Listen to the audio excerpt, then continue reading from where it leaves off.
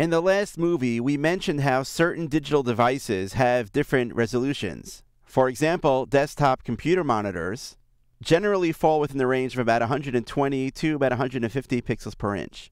And some of the newer mobile devices, like the iPhone 4, sports a resolution of over 300 pixels per inch.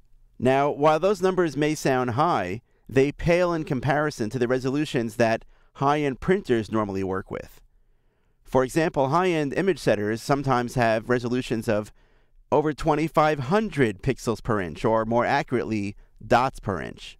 So if I understand that my artwork is always going to be broken down into the smallest elements, be it pixels or dots, I can see that there's a large disparate number between what I normally get on a computer screen and what I would get on paper.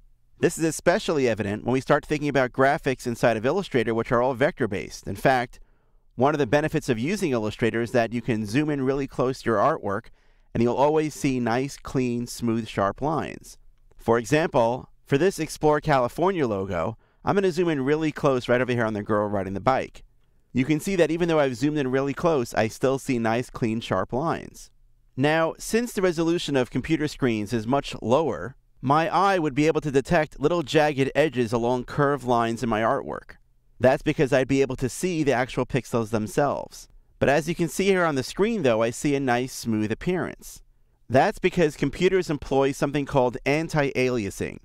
It's a method of slightly blurring edges of color so that they appear smooth on a computer screen. Now, if I were to print this graphic on a high-end printer, I would expect smooth edges. But the reason why this artwork appears smooth here inside of Illustrator is because Illustrator is applying this anti-aliasing to these edges. In fact, if I go now to over here where it says Illustrator and I open up my General Preferences panel, in Windows, by the way, I'd find that in the Edit menu, I can choose an option here called Anti-Aliased Artwork. This is on by default, but if I turn it off and I click OK, I can now see that there's jagged edges in the artwork here. That's because Illustrator is now not applying that anti-aliasing. I'll point out, by the way, that this has no effect whatsoever on my printed output. This anti-alias setting that I just turned off only affects the screen setting that I'm seeing right now. The reason why Illustrator even gives me this option to begin with is because in older versions of Illustrator and on older computer hardware, this anti-aliasing would sometimes slow down the redraw of artwork. Although nowadays, I'm just going to press Command-K or Control-K to open up my Preferences panel. I'm just going to turn that back on because there's really no difference at all in screen redraw by having that setting turned on. So I'm going to click OK, so I now see the smooth edges again.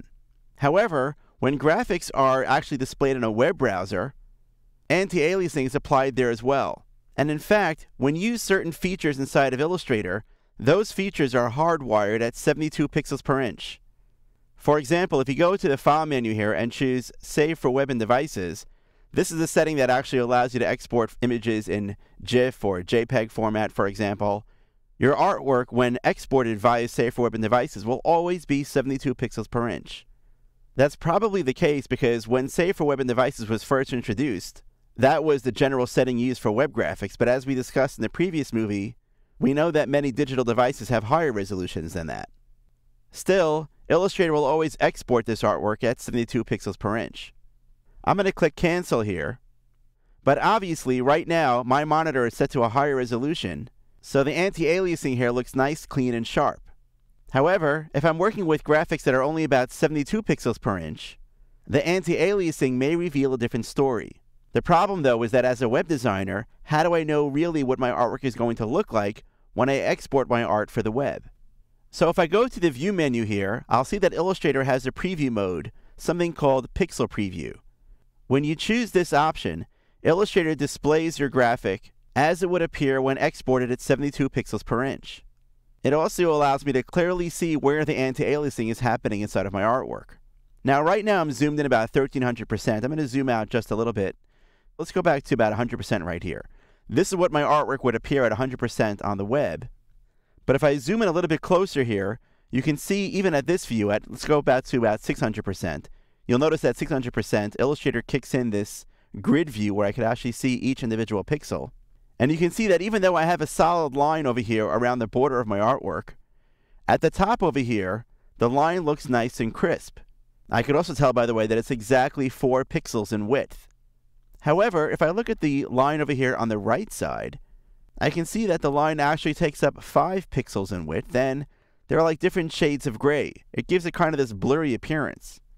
We'll talk more about why that happens in another movie, but for now, it's important to realize that when we're working with this pixel preview mode, we can get a really good idea about how our artwork is going to appear when exported for viewing on the web or on other computer screens. So as we go along and start working with Illustrator and building web graphics, we're going to use this pixel preview mode to make sure that we're seeing our artwork in the right way. And we're also going to be conscious about anti-aliasing and how that might affect the appearance of our artwork.